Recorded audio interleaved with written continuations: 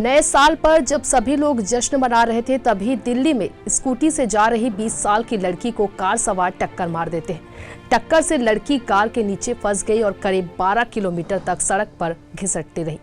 इससे लड़की की पीठ और सिर की हड्डियां घिस गई, मांस निकल गया, दोनों पैरों की हड्डियां टूट गई। बेहद दर्दनाक तरीके से उसकी मौत हुई। जब लाश मिली तो शरीर पर एक भी कपड़ा नहीं था। इसके बाद पुलिस ने रविवार को एफआईआर दर्ज की। उसमें रैश ड्राइविंग और लापरवाही से गाड़ी चलाने जैसी हल्की धाराएं जोड़ी गई। दबाव बढ़ता देख पुलिस ने सोमवार को गैर इरादतन हत्या की भी धारा जोड़ ली।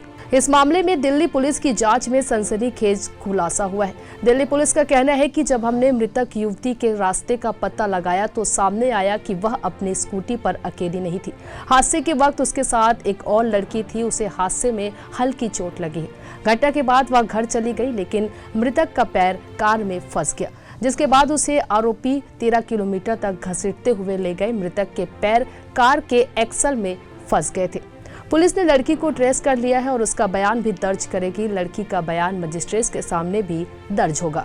अब जानते हैं कि दिल्ली पुलिस ने आरोपियों पर कुल 4 धाराएं लगाई है। युवती को कार से घसीटने वालों के खिलाफ आईपीसी की धारा 279, आईपीसी की धारा 304A, आईपीसी की धारा 304 और 120B के तहत केस दर्ज किया गया है। कार सवार 5 आरोपियों की पहचान कर उन्हें गिरफ्तार कर लिया गया है। दिल्ली पुलिस के मुताबिक एक्सीडेंट के दौरान दीपक खन्ना कार को ड्राइव कर रहे थे। इनमें मनोज मित्तल भाजपा का नेता बताया जा रहा है। गिरफ्तार आरोपियों में credit card collection agent, driver और राशन की दुकान का मालिक शामिल है। अब इस पूरे मामले पर पुलिस पर भी सवाल उठ रहे हैं। इस बात की जांच भी होनी चाहिए कि नए साल के मौके पर जब पूरी दिल्ली में सुरक्षा के पुख्ता इंतजाम थे, तो फिर कार में कई किलोमीटर तक घसीटती जा रही महिला और उसकी चीखों पर पुलिस ने ध्यान क्यों नहीं दिया। पंजाबी बाग बोल के जाती थी, मैं पंजाबी बाग जाती हूँ मम्मी, मुझे और काम का कुछ नहीं पता उसके। मुझे बस नु कहती थी मैं पंजाबी बाग में काम करती हूँ मम्मी। शादी ब्याह में जहाँ भी अटेंड हो जाता है वहीं चली जाती थी। कभी कभी इवेंट के काम करती थी। शाम को निकली थी 5-6 बजे करीब।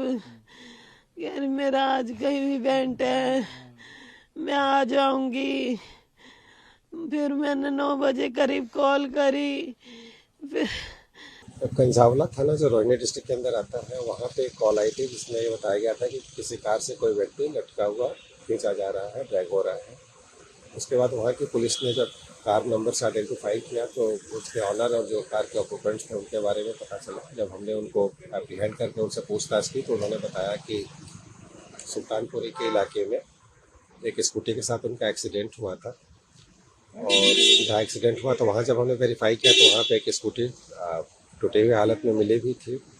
और स्कूटी के नंबर से हमने विक्टिम को आइडेंटिफाई किया तो ये पता चला कि इंसिडेंट के टाइम में एक्सीडेंट जो हुआ था उस समय स्कूटी से लड़की गिरी थी और बालेनो कार जिसमें एक्यूज सवार थे उसके नीचे आ गई थी और उसके साथ ड्रैग होते काफ़ी दूर तक गई थी।